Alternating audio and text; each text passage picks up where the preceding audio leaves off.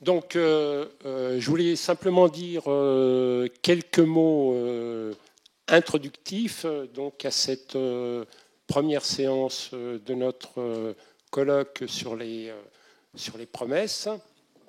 Tout d'abord, dire que je suis évidemment très heureux d'introduire en quelque sorte par cette première séance le colloque. Et plus qu'une entrée, je dirais, c'est déjà quasiment deux bons et gros plats de consistance qui vont vous être proposés. Donc ça, je pense, c'est important parce que ça va permettre de rentrer justement directement dans des questions assez lourdes, assez complexes et qui ont été l'objet, qui sont encore l'objet de nos deux intervenants.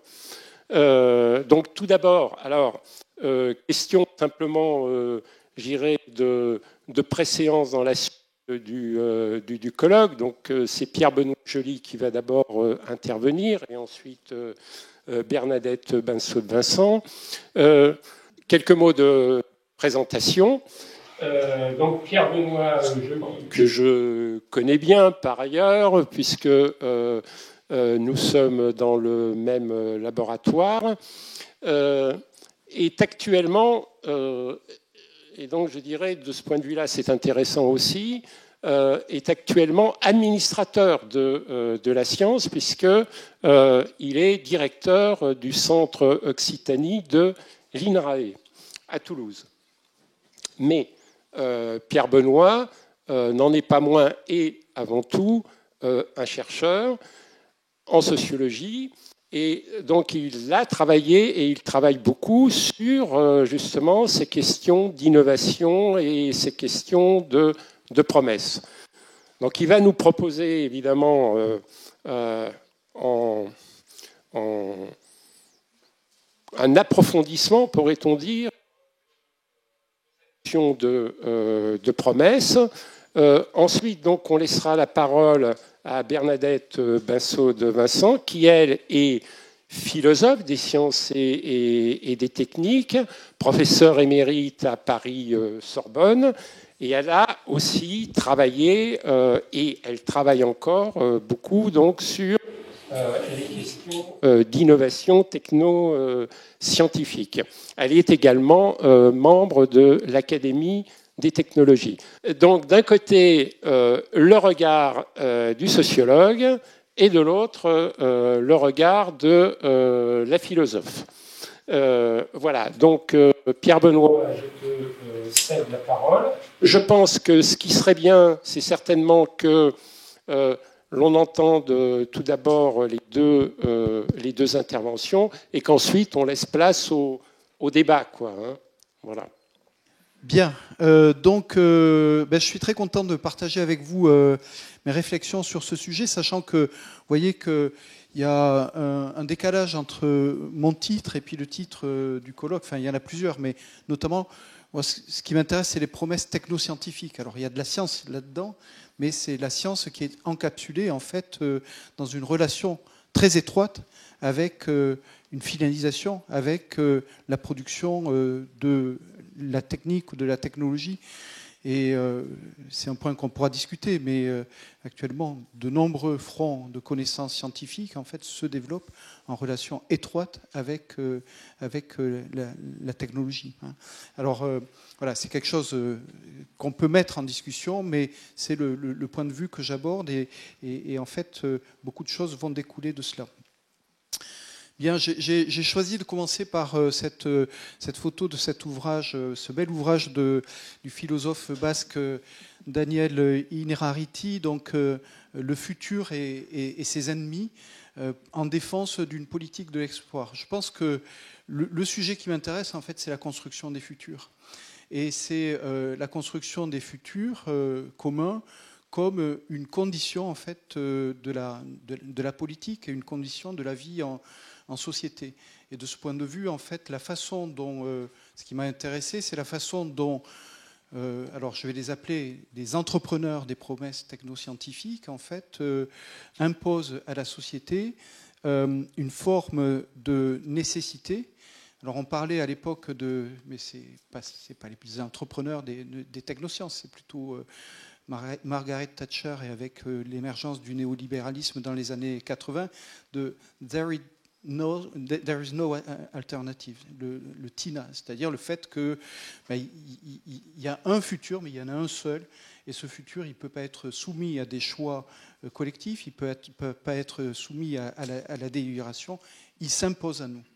Et je pense que c'est un véritable problème. Et en fait, cette forme d'imposition d'un futur est quelque chose qu'on retrouve en fait dans ce que j'ai appelé une économie des promesses technoscientifiques. Donc, du coup, ça c'est un point de vue que j'ai défendu dans différents papiers et qu'on pourra évidemment discuter. Mais c'est pour ça que j'ai mis la photo de cet ouvrage que je recommande, qui est très très très très inspirant.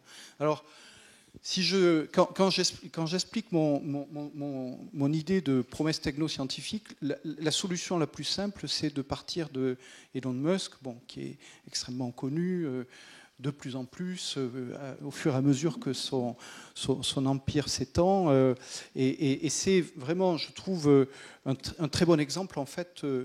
C'est une caricature, mais une caricature qui est bien réelle et qui a des effets qui sont extrêmement importants dans différents domaines. Donc là, c'est ce qui fait pour la conquête de l'espace avec la contribution, il n'est pas le seul, mais à la transformation en fait, des politiques de l'espace. Et avec Elon Musk, on a un nouveau, moi j'appellerais ça régime technopolitique de l'espace avec une privatisation de l'espace. Et évidemment, il a fallu beaucoup de capital de toutes sortes à Musk et de crédibilité pour arriver à ces transformations, y compris le fait que ces lanceurs, ils fonctionnent pas mal. Donc il y a des épreuves de crédibilité qui existent. On n'est pas simplement dans le domaine du discours, il y a un certain nombre d'épreuves quand on fait des promesses qu'il faut analyser avec attention. Mais également, en fait, il y a toute une stratégie de communication. Donc Musk a un capital technopolitique, il a aussi un capital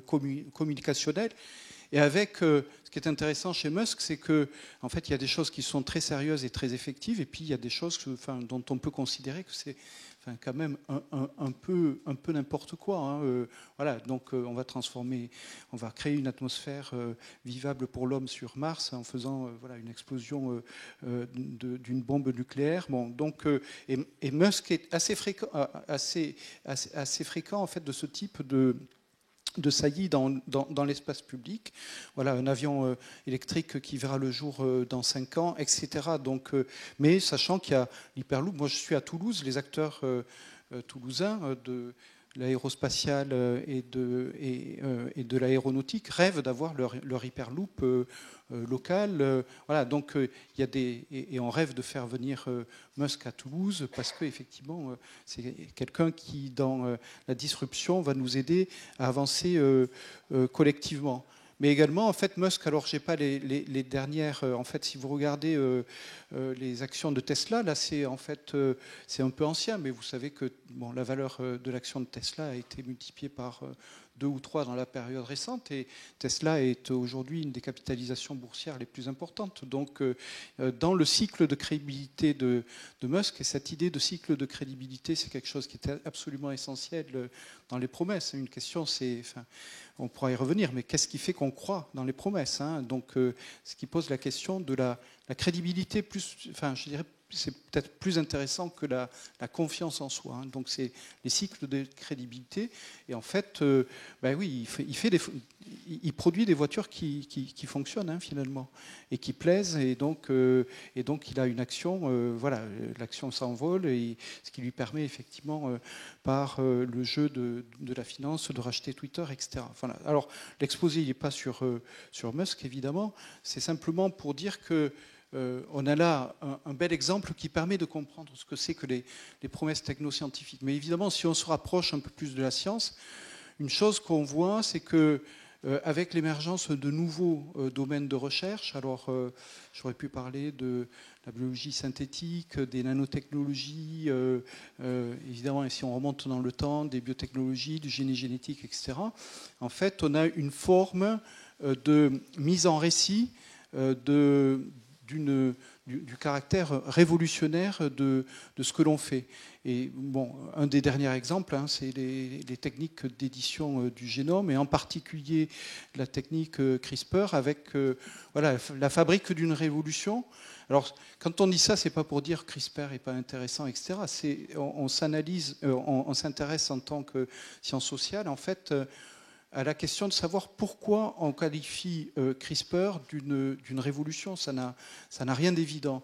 Et donc quand on regarde ça, et je le fais vraiment au pas de course, hein, évidemment, ben, en fait, quelque chose qui est assez central, c'est la création alors ce qu'on appelle aux États-Unis les star scientists. Alors c'est les chercheurs étoiles ou les chercheurs vedettes, hein, avec, si vous regardez donc sur cette photo, on a Jennifer Doudna et Emmanuel Charpentier avant leur prix Nobel. Donc elles avaient reçu tout un ensemble de prix avant le Nobel. Vous voyez, c'est une présentation assez hollywoodienne. Enfin, vous voyez ça au Festival de Cannes, c'est à peu près les mêmes images. Si vous revenez sur des prix scientifiques il y a une cinquantaine d'années, c'était inimaginable. Mais également, Jennifer Doudna, voilà, il faut absolument passer par les TED Lectures. Et donc, cette vidéo de Doudna a été vue des millions de fois. Donc il y a vraiment un capital en fait qui est lié. Donc il y a, évidemment, ce sont des chercheuses qui travaillent dans le labo ou qui font travailler dans le labo et qui ont eu une créativité extrêmement importante. Mais ce qui est important, c'est également le fait qu'elles cumulent différents types de capitaux, et c'est l'articulation de ces capitaux. On a fait un travail assez systématique sur les chercheurs en biologie de synthèse, hein, dans le monde, et ce qui était assez fascinant, je ne peux pas développer ça en détail, mais c'est que les 30 premiers chercheurs du point de vue du facteur d'impact, hein, ce n'est pas la meilleure mesure, mais c'est quelque chose qui existe, qui est facile à mesurer, mais en fait, ils avaient à la fois un capital scientifique très important, mais un capital industriels parce qu'ils étaient très actifs dans des startups, ils déposaient des brevets, ils étaient dans des conseils d'entreprise, mais également un capital politique au sens où ils participaient, et c'est surtout des États-Uniens, à de nombreux rapports politiques sur les programmes de biologie, les programmes de biologie en société, etc. Donc c'est quelque chose qui est assez général et qui est vraiment très bien illustré par ces deux prix Nobel. Et donc évidemment, il faut produire un bouquin qui traite des questions générales avec une campagne de communication autour du bouquin qui permet de passer à la télé, etc. Donc c'est pas du tout anecdotique. Là, on parle effectivement de deux prix Nobel qui sont les leaders d'un domaine de recherche qui est extrêmement en vue en biologie et dont on dit effectivement, voilà, les techniques d'édition du génome, c'est une révolution en fait dans les laboratoires. Hein. C'est quelque chose d'absolument central. Mais ces promesses, en fait, on les trouve voilà, à tous les niveaux. Enfin, c'est vraiment le caractère ubiquitaire des promesses. Alors là, vous ne pouvez pas lire, malheureusement, mais c'est extrait du site web d'un chercheur belge qui travaille sur ces questions, Dirk Inze, qui est à l'université de Gand. Et c'est son site, en fait, où il présente son projet ERC. Mais ça commence par « Pour nourrir le monde, dans un contexte de changement climatique, et voilà, il faut travailler sur ces techniques. » Donc on a toujours, en fait, et bon, vous le savez, quand enfin, vous prenez un échantillon d'articles et vous voyez, voilà, je travaille sur le gène ZX3, et ça va permettre effectivement de résoudre tous les problèmes.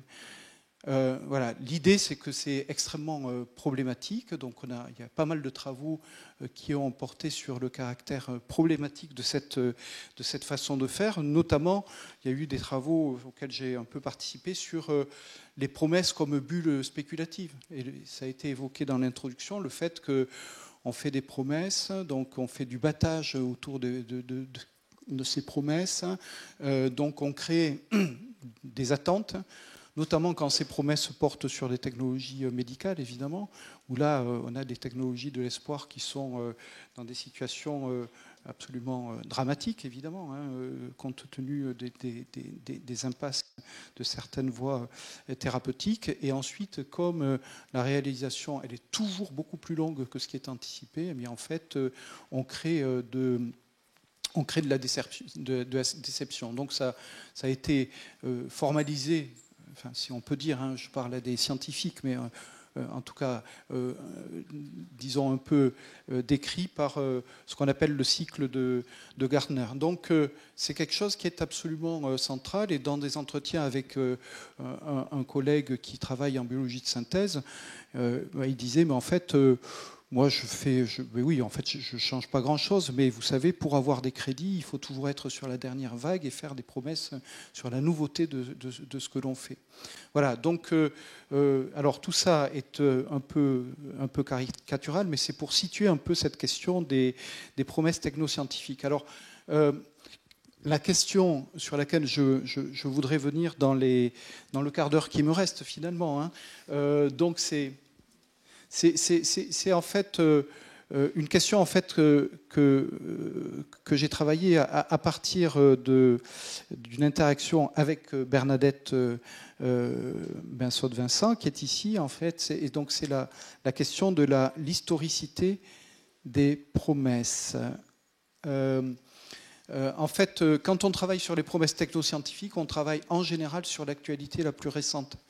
Et la question qu'on peut se poser, c'est de savoir si c'est un marqueur de notre temps, c'est une nouveauté. Hein. Julien disait tout à l'heure, c'est nouveau. Est-ce que c'est nouveau? Et si c'est nouveau, dans quelle mesure c'est nouveau? Qu'est-ce que ça change? Donc voilà, donc c'est une question sur laquelle on a travaillé avec une collègue, et donc, alors je vais passer sur des rappels, hein, mais simplement ce que je voulais indiquer, c'est que ces questions en fait relèvent de ce qu'on appelle la sociologie des anticipations, hein, et donc il y a toute une petite communauté de recherche au niveau international qui a pas mal travaillé là-dessus depuis pratiquement une vingtaine d'années, hein, donc essentiellement des chercheurs du domaine de l'étude des sciences et des techniques comme Mike Michael, Nick Brown, Arro Van Lent, etc. Donc il y a une communauté, il y a un corpus qui est vraiment solide. Moi, j'oppose dans cette diapo la notion de promesse à la notion qui est très utilisée d'imaginaire sociotechnique et qu'on doit à Sheila Jazanov, dans le sens où la promesse, pour moi, c'est un dispositif par lequel les acteurs, donc que je qualifie d'entrepreneurs de promesses, convainquent différents publics afin de mobiliser des ressources pour réaliser des innovations technologiques. Donc c'est la définition sur laquelle je m'appuie. Donc les promesses, elles sont relationnelles, donc c'est une relation entre des entrepreneurs de promesses et différents publics. Les promesses ne sont pas seulement des actes de parole, il y a, et c'est pour ça que je parle d'économie des promesses technoscientifiques, c'est un ensemble de pratiques. Il y a évidemment des pratiques discursives, mais il y a également des expériences de recherche-développement, il y a des investissements en infrastructure et en matériel, il y a des constitutions de coalitions scientifiques, mais également avec différents acteurs, et c'est ça qui permet de mobiliser les ressources nécessaires tout au long d'un chemin d'innovation. Et donc les promesses, si on s'intéresse à leur fonction, en fait, dans le domaine technoscientifique, ça sert comme dispositif de coordination dans l'incertain. On pourrait dire, en fait, on pourrait faire le parallèle avec les promesses qui sont au cœur des paradigmes scientifiques chez Thomas Kuhn. Hein. Donc, c'est parce qu'on est convaincu, effectivement, qu'on va arriver par cette voie à créer du nouveau qu'il y a un choix collectif, et le choix collectif chez Thomas Kuhn, il est vraiment très, très important, qui va se faire. Donc, ça évite une certaine dispersion. Donc, c'est effectivement un dispositif fort de coordination. C'est un dispositif rhétorique, donc il y a des formes qui emportent la conviction des différentes cibles. Et la question de savoir c'est qui les cibles. Est-ce que ce sont simplement les collègues scientifiques ou est-ce que ce sont des publics très, très variés, y compris le grand public? les promesses, elles sont également générateurs de dépendance de sentier. Ça, c'est vraiment très important. C'est-à-dire que ce n'est pas que du discours, ce n'est pas que des idées, ce sont des investissements. Et ces investissements, sous forme matérielle, emportent effectivement des irréversibilités, compte tenu qu'il y a ce que les économistes appellent des rendements croissants d'adoption, c'est-à-dire le fait qu'on a intérêt à creuser là où on a déjà creusé plutôt qu'ailleurs. Donc du coup, c'est un dispositif qui est extrêmement fort et puissant. Il faut vraiment comprendre comment il fonctionne. Donc, ce que j'ai essayé de faire, en fait, et c'est un papier qu'on a fait avec Claire Le Renard, qui faisait sa thèse au LISI sur le programme des surgénérateurs, donc les réacteurs à neutrons rapides. Elle a fait une très très belle analyse socio-historique de tout ce programme, et c'est vraiment un texte aujourd'hui de référence. Et donc, on a choisi en fait plusieurs cas. Alors, je passe vite. Plusieurs cas, en fait, 4 cas qu'on a pris en France, des cas en fait d'un régime moderniste. Je vais revenir sur la définition. Et puis, c'est les années 50-60. Et donc, il y a 2 cas. Enfin, à chaque fois, en fait, on a le secteur agricole et puis le secteur énergétique. Et donc, 2 cas dans le régime présentiste. Et donc, c'est les OGM, et plutôt les plantes génétiquement modifiées et les grilles énergétiques intelligentes, les smart grids. Alors, il faut quand même que je dise, en fait, cette notion de régime d'historicité qu'on emprunte aux historiens qui ont travaillé sur ces questions, François Hartog, Reinhard Koselleck, ou Batèche, je ne sais plus. Voilà, donc en fait, c'est très discuté par les historiens, mais l'idée centrale, c'est que la texture du temps, elle varie au cours des périodes historiques. La façon dont on relie le présent, le futur et le passé n'est pas la même au cours du temps. Un exercice qu'on pourrait faire, mais on n'a pas le temps, n'est-ce pas Philippe, c'est de dire à quelle période auriez-vous aimé vivre et de poser cette question à différentes périodes. Et l'hypothèse des historiens, enfin la thèse des historiens, c'est que ça varie au cours du temps. Et donc il y a un régime traditionnel avant, effectivement, 1789, où on a un temps qui est circulaire et où l'horizon d'attente est limité à l'espace de l'expérience et dépend de la tradition. Ensuite, un régime moderniste qui est marqué par l'idée de progrès. Demain sera mieux qu'hier.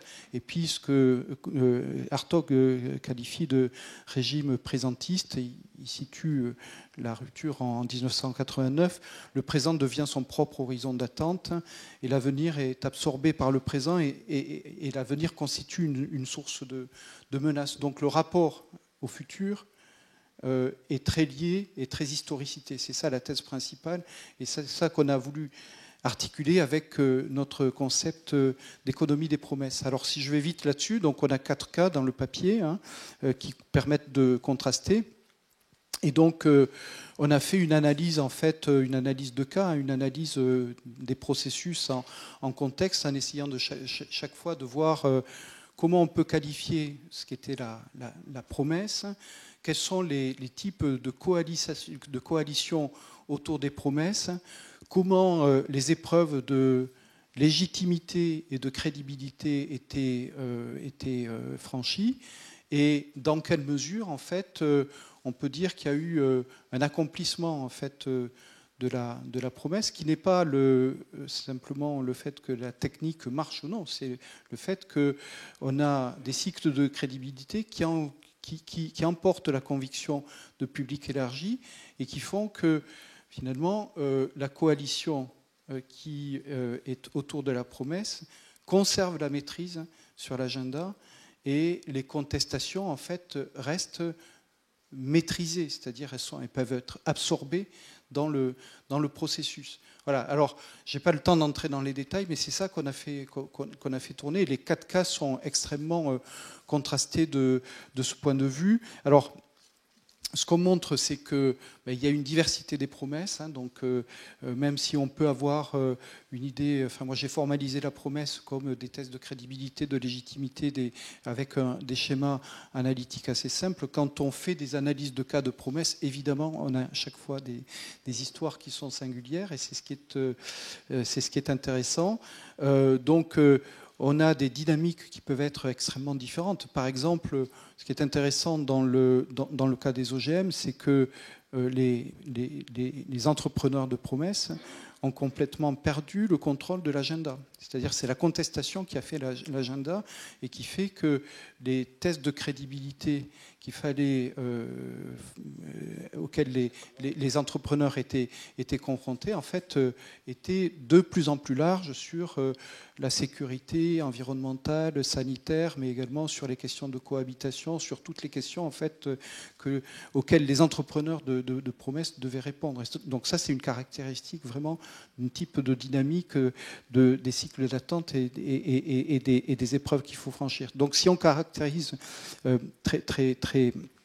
de façon très grossière, dans le régime présentiste, là, on a une forte contestation de l'avenir qui rend beaucoup plus difficile la construction de la légitimité, puis le contrôle de l'agenda et le maintien de cycles de crédibilité. De ce point de vue, le contraste en fait entre nos deux cas dans la période récente est tout à fait intéressant, puisqu'on a des promesses dans le cas des smart grids qui sont basées plutôt sur un dispositif d'expérience collective et de démonstration, alors qu'avec les OGM, on a un dispositif qui est vraiment basé sur le solutionnisme. C'est-à-dire, vous voyez, on a une inversion des termes. Dans le cas des smart grids, on se fixe un problème à résoudre et on laisse ouvert la façon dont la technologie, dont la science et la technique permettront d'y parvenir, alors que dans les OGM, c'est l'inverse, et c'est ce qu'on appelle le solutionnisme. Donc, du coup, et je vais m'arrêter là, n'est-ce pas ? Voilà, 2-3 minutes. Voilà, donc oui, c'est bien. Donc j'ai encore, c'est très bien. Donc du coup, dans ce papier, en fait, on essaie, et c'est vraiment, comment dire, donc les études de cas sont solides. Ensuite, il y a un caractère un peu spéculatif de ce qu'on tire des études de cas. Donc c'est le contraste entre les régimes modernistes et présentistes. Donc les figures du futur sont différentes. Donc dans un régime moderniste, donc je rappelle, en gros jusqu'en 89, la période à laquelle on croyait tous à un avenir radieux et la notion de progrès était une notion assez partagée. Donc évidemment, c'est un avenir ouvert, l'avenir comme source d'espoir. Dans le régime présentiste, en fait, on a un futur fragile et qui est une source de menaces. Les cadres de l'innovation, en fait, sont très différents. Autant dans le régime moderniste, on a une conception très schumpeterienne en fait de la destruction créatrice, c'est-à-dire en fait il faut détruire pour créer, et c'est normal, c'est le processus d'innovation, et l'innovation elle est toujours bonne de toute façon parce que ça ruisselle, alors que dans un régime prédentiste, en fait le rapport à l'innovation il est beaucoup plus complexe, et la question de la direction de l'innovation elle est centrale, et ce que je disais en opposant les deux cas récents. Et donc les valeurs de référence sont différentes, les épreuves de légitimité sont différentes, et les épreuves de crédibilité sont aussi différentes. Donc du coup, on arrive à une caractérisation. Alors c'est pas les conditions de félicité des promesses, c'est pas ce qui nous intéresse, mais ce qui est intéressant, c'est la façon dont ce type d'analyse conduit à interroger en fait les rapports entre sciences-société. C'est bien de cela dont il s'agit.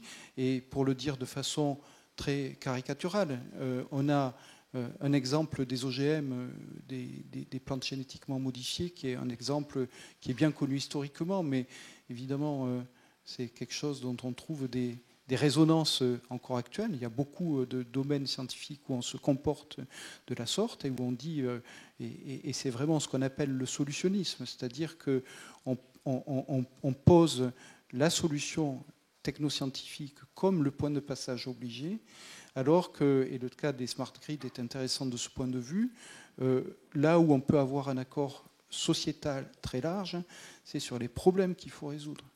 Et ensuite laisser l'expérimentation, laisser un choix assez ouvert sur les questions, sur les façons de résoudre les problèmes. Et vous voyez que si on pose les choses comme ça, en fait, c'est des... Alors, je ne vais pas développer ça là, mais c'est vraiment des questions extrêmement profondes qui se posent. Alors, pas à l'université, mais peut-être un organisme de recherche comme INRAE, oui, qui se pose sur la façon dont on conçoit notre rôle en tant qu'opérateur de recherche technoscientifique. Voilà, je vais m'arrêter là. Je vous remercie pour votre attention et bon, je suis évidemment intéressé par vos questions. Merci. Un grand merci. Un grand merci, Pierre-Benoît. Donc là, je crois que déjà, il y a beaucoup de choses certainement qui pourront être soumises à questions, hein, et à réflexion. Donc je laisse immédiatement la parole, voilà, à Bernadette Massaud-Vincent. Bien, je vous remercie beaucoup de cette invitation. Je vais en grande partie répéter ce que Pierre-Benoît a déjà dit, ce qui n'est pas étonnant, mais la redondance et la répétition sont didactiques, dit-on, et surtout quand il y a des problèmes de technique, ça peut, ça peut être une précaution tout à fait légitime. Je vais revenir sur la distinction entre régime moderne et postmoderne ou présentiste, qui me paraît être un outil intéressant pour discuter des problèmes, des promesses. Et je vais quand même essayer de prendre le problème d'un tout petit peu plus haut et de me demander quelle est la différence entre les promesses de la science en général et les promesses que nous voyons fleurir dans un régime technoscientifique. Car la pratique des promesses ne date pas d'aujourd'hui. Elle est elle est aussi vieille que la recherche, ou du moins que la recherche professionnelle. Elle fait corps avec la pratique de la recherche professionnelle. J'en donne pour témoin ce fameux très célèbre discours prononcé au seuil du millénaire en 1900. Enfin, avant 1900, 1894, par Marcellin Berthelot, qui, devant la Chambre de commerce de l'industrie chimique, exposait sa vision de l'an 2000. Alors, c'est un morceau de bravoure. Hein. Dans ce temps-là, il n'y aura plus dans le monde ni agriculture, ni pâtres, ni laboureurs. Il n'avait pas tort, hein, puisque la fraction de la population agricole a effectivement beaucoup diminué au XXe siècle. Le problème de l'existence par la culture du sol aura été supprimé par la chimie. Il n'y aura plus de mines de charbon de terre. Et il y en a encore, hélas. Ni d'industrie souterraine, ni par conséquent de grève de mineurs. Le problème des combustibles aura été supprimé par le concours de la chimie et de la physique, blablabla. Nous serons alors bien près de réaliser les rêves du socialisme. Là, c'est pas tout à fait de saison. Même refrain au seuil du XXIe siècle, lors de l'émergence des nanotechnologies, puisque les initiatives en nanotechnologie qui ont vu le jour aux États-Unis en l'an 2000 se sont accompagnées de grandes promesses, notamment celles qu'avait formulées Eric Drexler dans un ouvrage très très visionnaire et très célèbre qui s'appelle Engines of Creation, qui a été traduit en français par engins de création, vraiment des dispositifs de création. Et en gros, le message est le suivant, c'est celui d'ailleurs qui est porté par la page de garde de la nano-initiative nationale américaine, Shaping the World Atom by Atom. C'est-à-dire, on va fabriquer le monde atome par atome. La seconde génération de nanomachines fera tout ce que les protéines sont capables de faire et bien plus encore. Elles seront capables de lier les atomes entre eux dans pratiquement toutes les configurations possibles. Elles nous permettront de construire presque tout ce que les lois de la nature autorisent. Les avancées dans le domaine de l'espace, de l'informatique, de la production et de la guerre dépendent toutes de notre faculté à arranger les atomes. Ce qui est intéressant dans les promesses faites par Berthelot comme par Eric Drexler, c'est qu'elles ouvrent tous les possibles. Alors, il dit presque tout. Ça, c'est pour avoir un régime de crédibilité moyen, mais c'est d'ouvrir tous les possibles, tous les futurs. Tout devient possible grâce à la science. Et donc, le régime qui est mis en place, c'est vraiment d'ouverture de tous les possibles. Et certes, ce sont des rêves éveillés, des promesses mirobolantes, mais en tout cas, elles font corps avec la science, comme je le disais tout à l'heure, depuis la professionnalisation de la recherche au XIXe siècle. C'est quelque chose qui est inscrit, alors je ne vais pas reprendre la métaphore que j'aborde de l'ADN de la recherche, mais ça fait partie du scientisme. Et c'est important. C'est, comme l'a montré, comment il s'appelle, Carnino, je ne sais plus son prénom, Guillaume Carnino, quand la science prend la place de la religion, eh bien, elle doit promettre le salut ici-bas. Et elle promet le salut ici-bas sous forme de solution à tous les problèmes, même avant que les problèmes fussent formulés. C'est-à-dire que c'est le solutionnisme tous azimuts, tout est possible.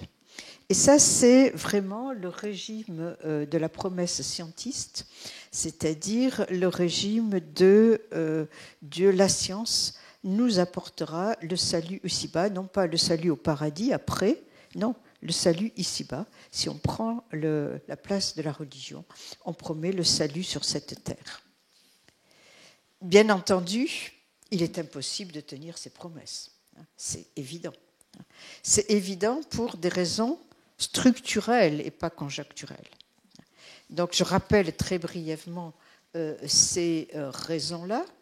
La raison, elle tient au paradoxe même de la recherche qui a été formulé au 5e siècle avant Jésus-Christ dans un dialogue très célèbre de Socrate dans le Ménon, qui était un dialogue sur la vertu. Le paradoxe de la recherche, qu'elle soit scientifique ou philosophique, c'est qu'on ne cherche pas ce que l'on sait déjà. Donc, voilà. Donc si on cherche, c'est qu'on ne connaît pas. Donc, si on ne connaît pas, eh bien, parce que ce qu'on connaît, on ne le cherche pas, eh bien, comment savoir quelle est cette chose que l'on cherche quand on ne la connaît pas? Et quand on la trouve, d'ailleurs, comment savoir si c'était celle qu'on cherchait? Donc, c'est le paradoxe de toute recherche, qui est un paradoxe logique. Si je cherche, c'est que je ne connais pas. Et si je ne connais pas, je ne suis même pas capable de savoir que j'ai trouvé ce que je cherchais, puisque je ne connaissais pas ce que je cherchais. Voilà. Donc ça, c'est un paradoxe dont on ne sort pas. Mais ce paradoxe est très très bien résolu d'une certaine manière par une donnée fondamentale qui a été rappelée tout à l'heure par Thierry Doré, qui est le facteur essentiel qui fonctionne dans toute recherche scientifique et qui est la sérendipité. Ce qu'on appelle la sérendipité, c'est-à-dire qu'on trouve quelque chose qui n'est pas forcément ce qu'on pensait chercher.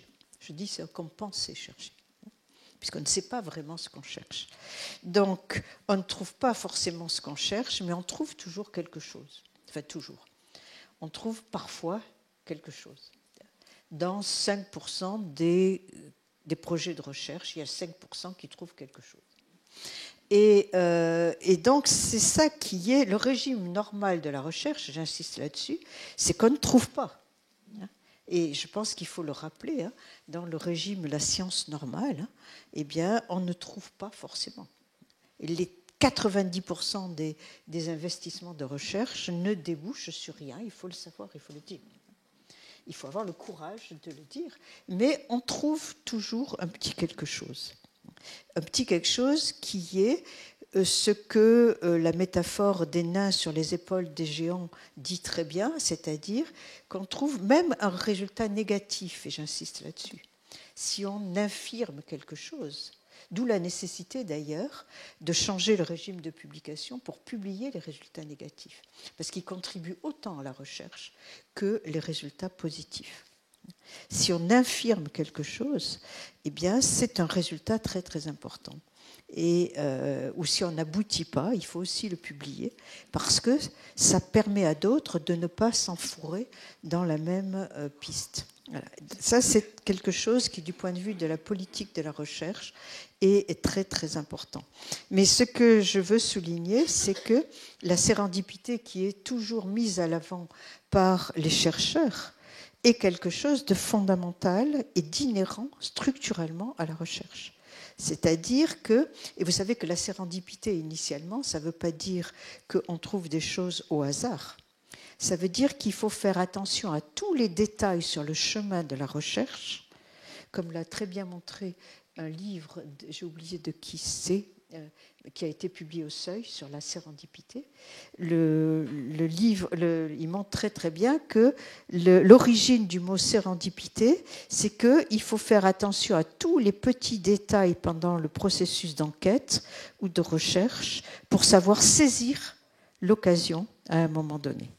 Donc c'est vraiment une gestion du temps de la recherche et d'attention à tous les petits détails au lieu de foncer tout droit dans une direction. Alors, si on ne peut évidemment pas tenir des promesses, pourquoi tant de promesses? On l'a dit tout à l'heure, au risque d'inspirer de la méfiance dans la science.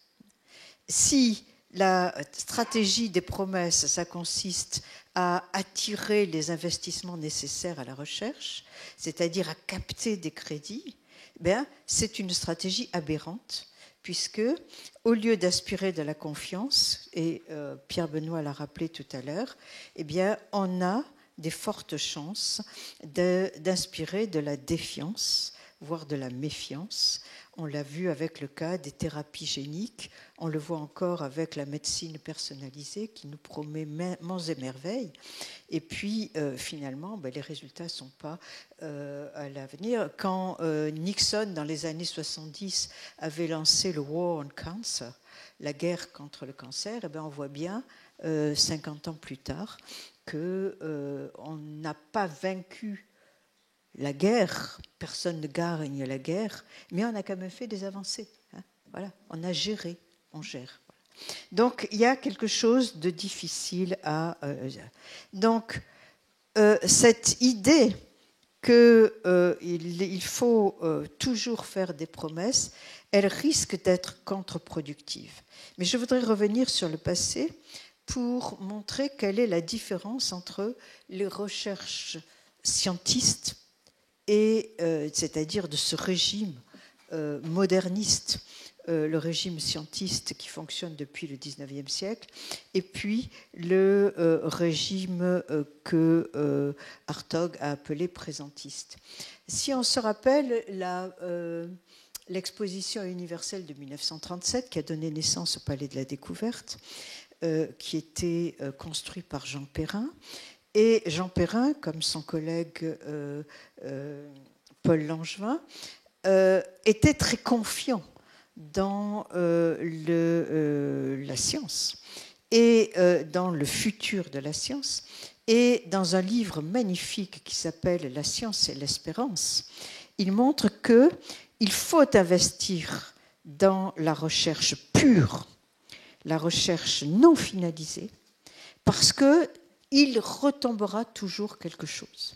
De surcroît, il en sortira toujours quelque chose. Et c'était ce qui était magnifiquement illustré dans le Palais de la Découverte des années 1937, enfin qui s'appelait à l'époque pas le Palais de la Découverte, mais ce qui est devenu, c'est-à-dire qu'il montrait très très clairement qu'en investissant dans la recherche pure, non finalisée, on arriverait toujours à avoir des retombées. Alors les exemples étaient multiples et ils abondaient et ils abondent toujours dans les campagnes pour la recherche scientifique.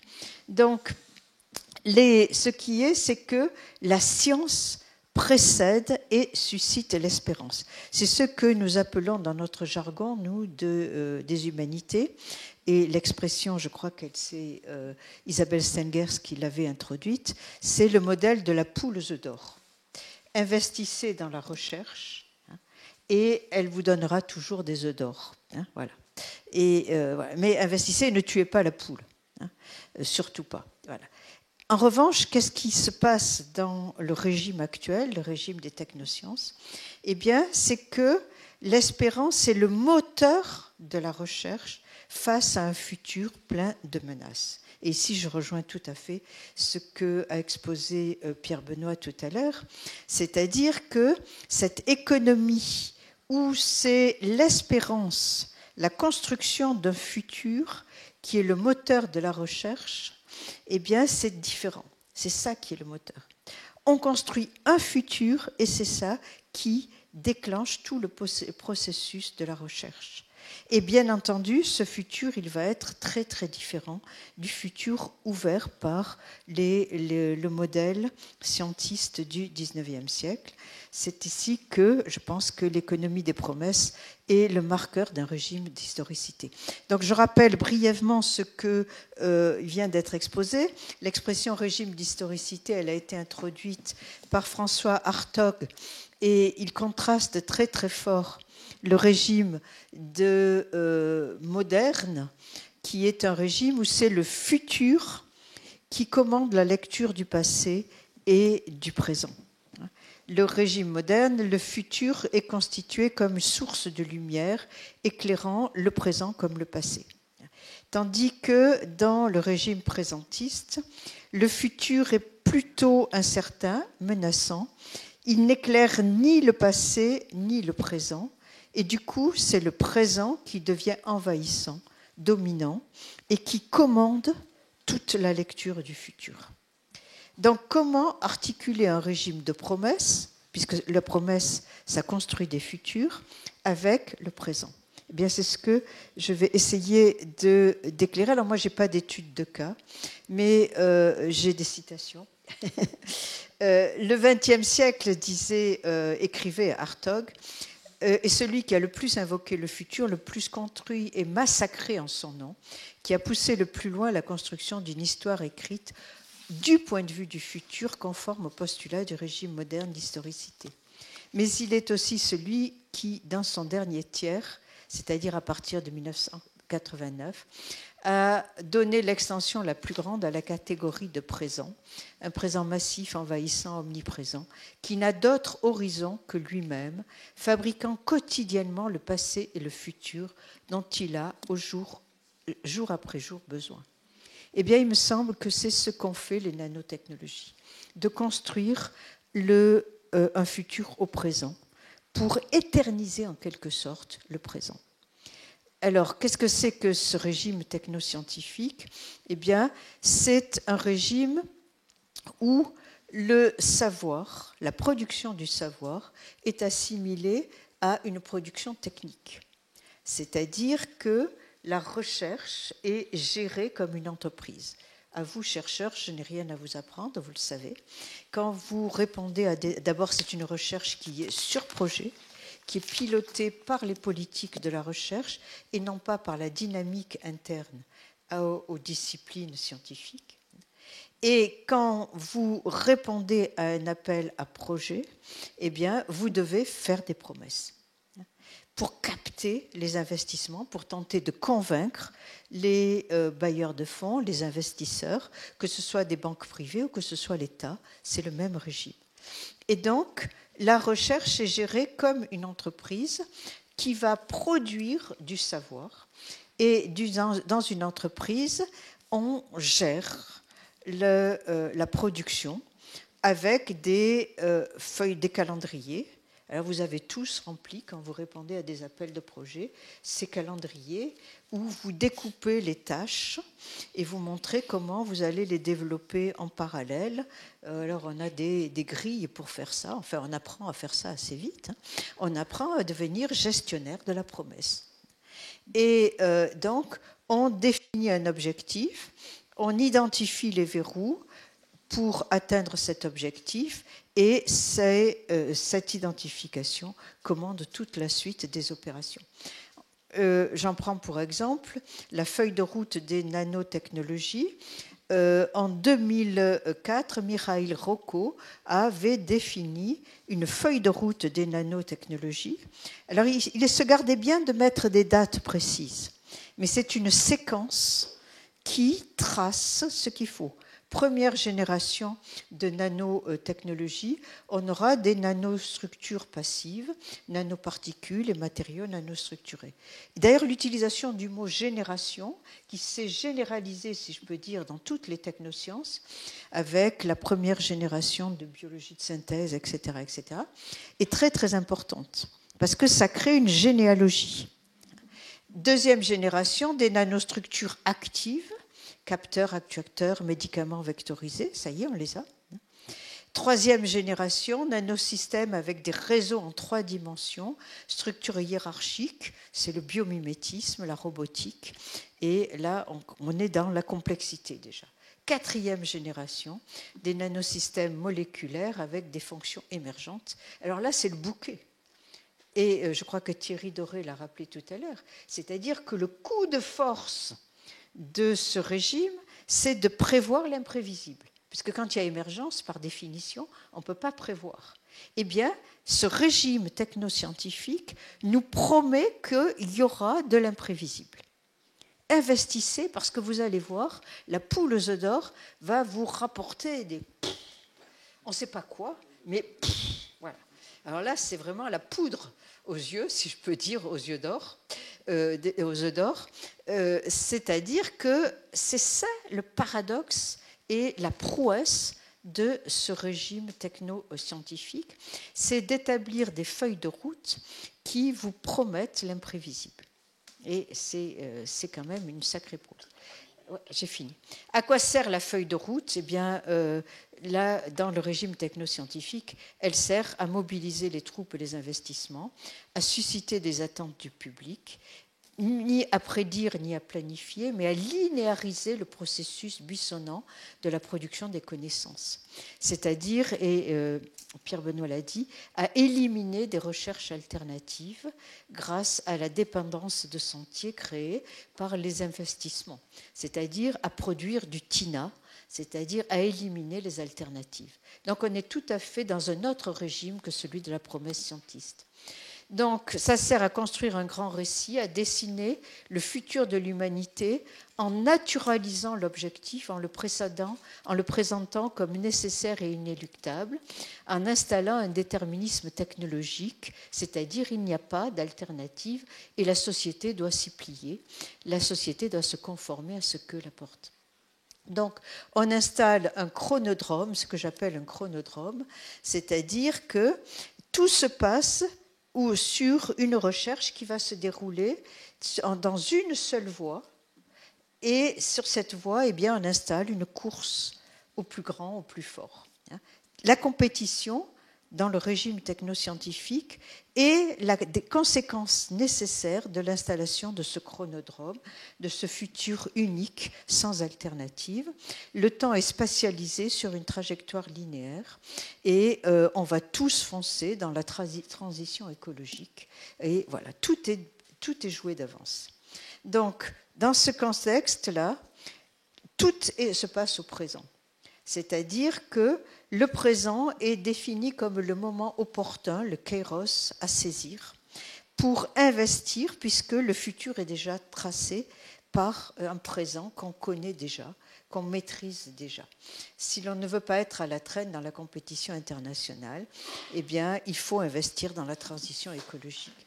Les visions du futur au service de la gouvernance du présent pour concentrer toutes les recherches sur un seul objectif, c'est-à-dire vraiment éliminer d'autres futurs possibles. Voilà. Donc, voilà où on en est. Le problème, c'est qu'il n'y a pas de science sans imaginaire. La recherche ne peut pas tenir ses promesses, mais elle ne peut pas se passer de promesses. Et l'imaginaire sociotechnique, Pierre Benoît l'a bien rappelé tout à l'heure, est actif et performatif. Il est extrêmement puissant, c'est un dispositif extrêmement puissant. Voilà. Le problème, c'est que l'imaginaire est nécessaire à la recherche, et le problème, c'est que l'imaginaire est inébranlable. L'imaginaire scientiste n'a pas été remplacé par l'imaginaire postmoderne. Il est toujours là, les deux cohabitent. Pourquoi ? Parce que l'imaginaire, contrairement aux résultats de l'expérience scientifique, n'est ni falsifiable, ni falsifié par des évidences empiriques. Les promesses non tenues, les accidents, les catastrophes technologiques n'ont rien fait pour ébranler l'imaginaire scientiste, rien fait pour ébranler l'imaginaire technoscientiste. On ne démentit pas l'imaginaire, on ne peut que le rejeter, ou en inventer un autre. Et c'est ce que nous avons à faire. Je vous remercie de votre attention.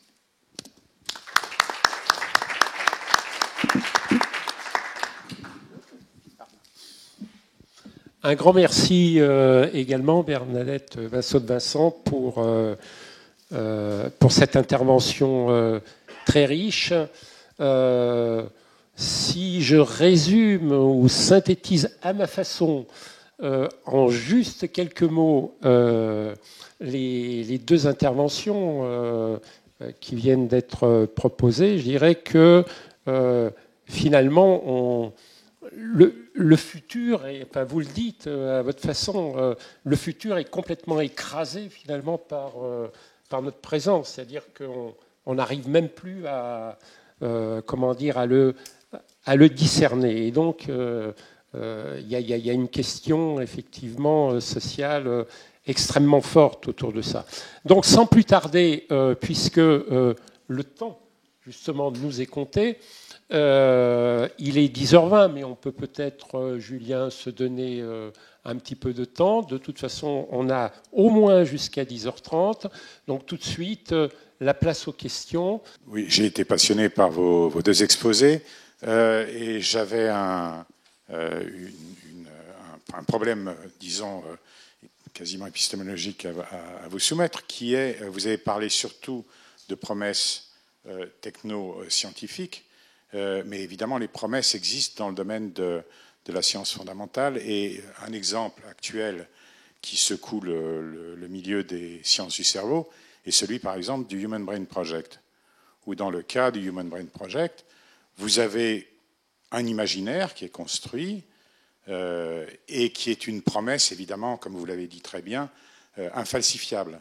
Et donc, elle aboutit à un changement des conduites scientifiques qui pourrait être dramatique sur le plan international, puisque tous les financements sont dirigés sur des projets dont on peut discuter d'ailleurs le bien fondé. Et bon, je reviens un peu sur Elon Musk. Elon Musk est la même personne qui à la fois a fait des promesses technoscientifiques et a fait des promesses transhumanistes qui sont un délire total et qui sont basées non pas sur le présent, mais sur le futur et sur la nécessité d'avoir des ruptures, hein, des singularités. Donc on justifie une fuite en avant à partir de l'extrapolation, disons, du progrès scientifique. Et puis on imagine tout d'un coup qu'il y a une rupture, et donc dans ce cas-là, on passe dans un monde imaginaire total qui va justifier en fait tous les financements actuels qu'on fait sur les sciences du cerveau. Donc il y a un peu un mélange, si vous voulez, de ce que vous avez appelé le présentiel et puis des promesses imaginaires. Bon, donc je voulais avoir un peu votre avis dessus. Oui, je pense que, comme vous le soulignez bien, il y a un mélange. Et je crois qu'il faut être clair là-dessus.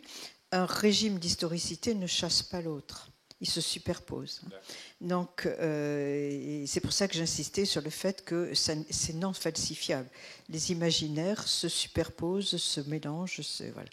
Mais ce qui est important, c'est dans ce projet de Human Brain dans le Human Brain Project et d'une manière générale, c'est ces investissements que l'on pratique en créant des imaginaires au mépris des attentes sociales. Je veux dire par là que, au mépris des attentes sociales, c'est difficile de définir, mais je me réfère à ce qui m'a beaucoup ébranlé. Je ne sais pas si vous avez vu le rapport que l'UNESCO fait tous les 5 ans sur les politiques de recherche scientifique mondiale, à l'échelle mondiale. Or, le rapport qui a été publié au mois de mars, je crois, dernier, montrait que les investissements de recherche dans les pays riches industrialisés vont essentiellement sur des recherches en intelligence artificielle, c'est-à-dire à haute valeur ajoutée, et ou sur les nanotechnologies et des machins comme ça. Alors que les pays pauvres, les pays du Sud, investissent dans la transition, dans le climat. Alors que le climat, c'est l'affaire de tous. Et non seulement nous sommes responsables des désordres climatiques, les pays, mais on n'investit pas dedans proportionnellement. Évidemment, on investit plus quand même dans le climat que les pays du Sud, dans l'absolu. Mais relativement, on investit beaucoup moins qu'eux. Voilà. Donc ça, du point de vue éthique, je trouve que ça pose un vrai problème. Oui, merci pour la question qui est intéressante et difficile. Donc, je ne connais pas particulièrement le projet Human Brain, mais il me semble en première approximation qu'il est construit sur un régime scientiste, c'est-à-dire, investissez dans la science massivement et vous aurez tout un tas de retombées, ça va transformer le monde et ça va régler tous les problèmes. Donc, on a vraiment du Jean Perrin derrière. Mon point, c'est que le défi auquel on est confronté collectivement, en fait, en tant que chercheur, enseignant-chercheur, appartenant donc au monde de la production de connaissances scientifiques, c'est contribuer en fait à la constitution d'horizons d'espérance. Je pense que c'est essentiel et on doit le faire. On ne peut plus le faire avec un régime scientiste. Investissez dans la recherche pure et vous aurez des retombées. Et donc la question qui se pose pour moi, c'est de savoir comment on peut prendre au sérieux le tournant en gros des grands défis des années 2000-2010. La recherche doit nous aider à répondre aux grands défis, changement climatique, etc., sans tomber dans les travers d'une économie des promesses technoscientifiques. Et c'est ce que j'ai voulu illustrer avec le contraste OGM et Smart Grid un peu trop rapidement. Mais c'est vraiment ça le cœur. Alors juste sur Elon Musk, ce qui est intéressant, et j'avais des diapos dans la conclusion que j'ai chantée, pour moi, il y a un phénomène qui est intéressant, c'est ce que j'appelle les promesses 2.0. C'est-à-dire, c'est des promesses. La plupart des promesses, en fait, c'était pour l'humanité dans son ensemble. Résoudre le problème de la faim dans le monde, etc. Aujourd'hui, c'est les happy few. C'est vraiment les Californiens, donc le transhumanisme, vivre 250 ans, effectivement, c'est pas pour toute la population. Je veux dire, au Burkina Faso, c'est pas le sujet. Aller sur Mars pour sauver l'humanité, c'est pareil. Et donc, ce qui est intéressant, c'est quand même qu'on a un ensemble d'acteurs aujourd'hui qui sont extrêmement puissants. C'est pas juste des doux rêveurs. Enfin, je veux dire, derrière, il y a tous les GAFAM, etc., qui sont sur des promesses qui sont d'une nature différente. Et je trouve que c'est assez significatif. C'est plus pour l'humanité, c'est pour les happy few. Et ça, c'est un phénomène qui me semble intéressant. Par rapport au document que vous avez montré de Dirk Kinsey qui donc veut sauver la planète, nourrir le monde, etc., on aurait pu trouver les mêmes phrases dans la plupart des communiqués de INRAE. Et donc je me demandais, par rapport au danger que ça représente, vous avez parlé de danger, et je voulais un peu avoir une précision sur à quel danger un institut comme INRAE s'expose en tenant ses propos, et en même temps à quel danger moi, en tant que chercheur, je m'expose en cautionnant ou utilisant les mêmes propos. Mais en fait, le danger, c'est vraiment de générer la défiance. Hein. Les discussions que j'ai avec les collègues qui sont dans ce domaine, c'est de dire sur quoi tiennent les promesses que vous faites. Et aujourd'hui, il y a une espèce d'hygiène de la promesse que j'essaie de discuter avec mes collègues. C'est de dire en quoi vous avez des preuves de concept. Donc c'est pas comme ce qu'a montré Bernadette avec voilà, demain on reste gratis, tout est possible. Non, c'est où sont les promesses de concept, les preuves de concept, sur quoi elles tiennent et en quoi ces preuves de concept permettent effectivement de contribuer à une cause que vous caractérisez. Donc, enfin, moi, c'est tout le travail que je fais sur l'impact de la recherche. Et pour moi, il faut passer d'une culture de la promesse à une culture de l'impact. Alors ça, c'est mon point de vue. Je le défends, mais c'est pas moi qui décide. Mais enfin voilà, il y a une révolution. Enfin, c'est pour ça que je parle de culture. Il y a une révolution culturelle. Et j'ai des collègues qui saisissent bien le truc parce que effectivement, enfin voilà. Les chercheurs d'INRAE qui travaillent aujourd'hui sur l'édition des génomes, la hantise, c'est de reproduire ce qui s'est passé avec le génie génétique dans les années 80-90. C'est clair. Oui, j'aimerais, est-ce que vous clarifiez, enfin ça ne me paraît pas toujours très clair, finalement le régime des promesses technoscientifiques, la relation qu'il a avec ces régimes d'historicité que vous avez présentés tous les deux, que c'est le régime, un régime qui serait scientiste, enfin qui est le régime tel que on peut le voir au début du 20e, dans la première moitié du XXe siècle, et puis un régime qui serait postmoderne. Selon les cas, j'ai l'impression que, là par exemple, il me semble que Bernadette disait que le régime de la promesse technoscientifique, il appartient plutôt au régime scientiste. Mais à d'autres moments, en même temps, on a l'impression, enfin, moi, il me semble que c'est un régime qui apparaît quand même et qui est lié qui apparaît dans une situation où l'innovation est placée au cœur de la révolution néolibérale. Enfin, je ne sais pas si on peut parler de révolution, mais en tout cas du mouvement néolibéral, ce qui fait qu'il sort quand même un peu du régime d'historicité précédent. Mais bon, voilà. Donc, si vous pouviez clarifier par rapport à ça. Oui, il me semble que la différence majeure, c'est que dans ce que j'ai appelé le régime scientiste, le futur, c'est d'ouvrir tous les possibles.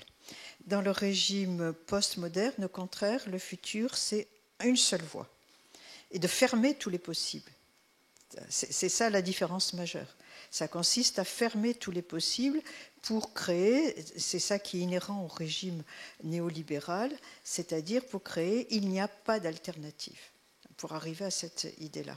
Et donc c'est là que ça se résume, ça renvoie au présent, c'est-à-dire c'est pour maintenir un état un rapport de force, un régime en place, et non pas pour s'exposer à tous les possibles.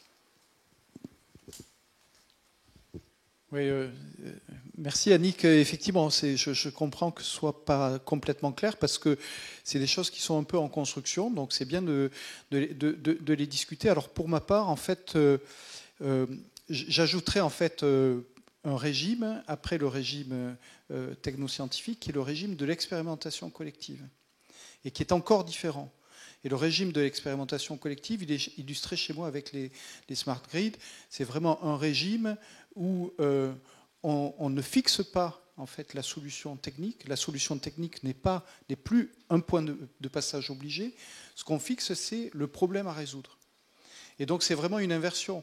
Et donc du coup, par rapport à ça, enfin voilà. Donc si on reprend l'exemple INRAE, la question c'est pas de savoir si je fais du génie génétique, je fais des techniques agronomiques, je fais de l'édition du génome, c'est en quoi, en fait, je contribue à un modèle d'agroécologie qui permettra d'utiliser moins de pesticides, d'avoir une plus grande efficience sur l'eau, de fixer du carbone, etc. Et là, on se fixe des objectifs. Et la question, enfin voilà, donc on laisse ouvert la gamme des techniques. Donc, du point de vue des rapports entre la science et la société, c'est complètement différent. Mais ce qui ne veut pas dire que Et moi, je tiens beaucoup, enfin voilà, je suis à INRAE, qui est un institut de recherche finalisé, et je considère que la recherche finalisée, c'est quelque chose qui est essentiel et qui associe quête de connaissances fondamentales à la transformation du monde qui est souhaitable. Bonjour, je suis Anne Lieuteau, je suis chercheure dans un laboratoire qui s'appelle le CERAP et je suis également responsable scientifique à l'ANR. Et donc complètement concernée par tout le discours qui a pu, toutes les présentations et des éléments de discussion qui ont été présentés. Ce que ça m'évoque, en fait, c'est que dans un passé un peu plus ancien, j'ai travaillé au service de la recherche et la prospective du ministère de l'écologie. Et en fait, dans ce que vous présentez des régimes d'historicité, je me pose la question, et puis notamment tous ces exemples qui ont été donnés avec Elon Musk, etc., cette notion de prospective et à travers l'innovation et au-delà de la partie technosciences, etc., cette notion de rupture épistémique, de rupture dans les imaginaires, de discours disruptifs, c'est aller dans une forme d'innovation un peu sérendipe, c'est-à-dire de quelque chose qu'on ne sait pas, oser l'audace, oser le nouveau, etc., etc. Et en fait, là où ça m'interpelle, c'est qu'on a l'impression à la fois qu'il y a une espèce de culte de ça, et en même temps que ce culte de ça nous enferme, en construisant une espèce, quand vous disiez il n'y a pas d'alternative, on se construit un futur sans alternative, un futur sans choix, parce qu'on aurait... Alors du coup, je m'interroge, la place de la prospective là-dedans et de cette disruption qui est appelée à grands cris, du coup, elle est autopiégeante. Enfin, comment vous avez réfléchi à ces choses-là? Merci. Oui, c'est tout à fait ce que je pointais tout à l'heure en parlant de prévoir l'imprévisible. Les appels à la disruption, aux projets, financer des projets à haut risque. Et donc, s'ils sont à haut risque, on sous-entend qu'ils seront à haut rendement. Moi, j'ai entendu ça au moment de la création de TWB, qui fait partie, que je sache, de l'INRAE de Toulouse, et que c'est l'imaginaire qui a présidé, alors je ne sais pas si ça continue, mais c'était l'imaginaire qui a présidé à cet institut. Et c'est vrai que c'est un tour de force de dire appel à la disruption plutôt qu'à l'innovation incrémentale.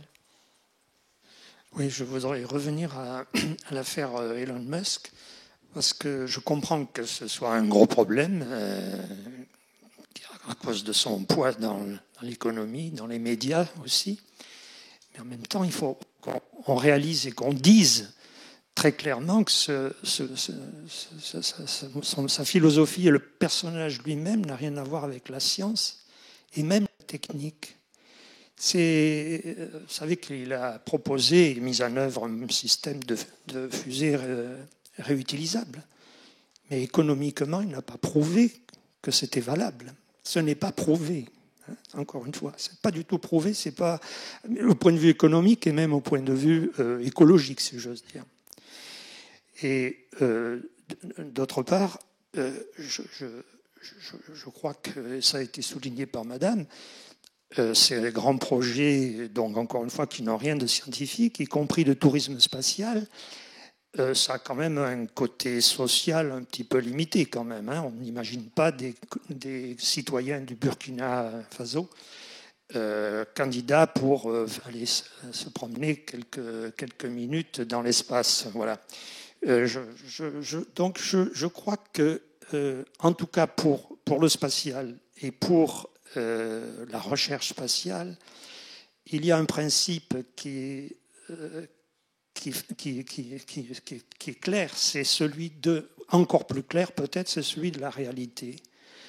C'est-à-dire que tout n'est pas possible. Non, tout n'est pas possible. On a vécu des tas d'épisodes spatiaux, y compris la catastrophe de Challenger, etc., qui montrent que, encore une fois, tout n'est pas possible. On ne colonisera pas Mars comme ça en 3 secondes. Et je crois là qu'il y a quelque chose à dénoncer, mais encore une fois, dans un cadre... Ça n'a rien de scientifique, tout ce qui est proposé là. Rien de scientifique. Je crois que ça devrait être notre point de départ. Là. Oui, alors, je trouve la figure d'Elon Musk, elle est intéressante parce que c'est une caricature de lui-même. Donc on est d'accord.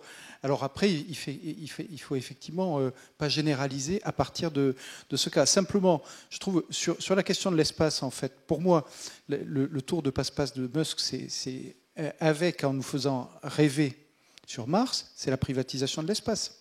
Vous discutez avec les collègues du CNES, ce qui est en train de se passer, c'est quand même... Jusqu'à présent, l'espace, c'est un bien public.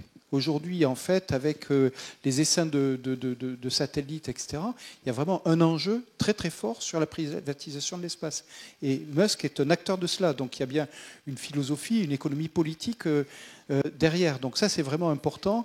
Et ce qui me semble intéressant, et c'est là que ça donne à réfléchir, c'est sur les stratégies communicationnelles. Alors, je ne dirais pas que les scientifiques font ce qu'ils font, mais en fait, c'est une espèce de Trump, c'est-à-dire qu'il y a une stratégie un peu de confusion, en fait, où finalement, on perd des références pour discuter ensemble de choses communes. Et je pense que l'effet Trump, il est aussi là. Alors, et là, je ne ferai pas le parallèle avec les scientifiques, mais ce qui me semble intéressant, et moi, j'ai étudié en détail pour la biologie de synthèse, c'est cette capacité, effectivement, sur des domaines émergents où il y a un vrai enjeu de captation de ressources, de construction de politiques publiques ciblées, c'est cette nécessité pour les chercheurs, en fait, d'accumuler des capitaux dans différentes sphères.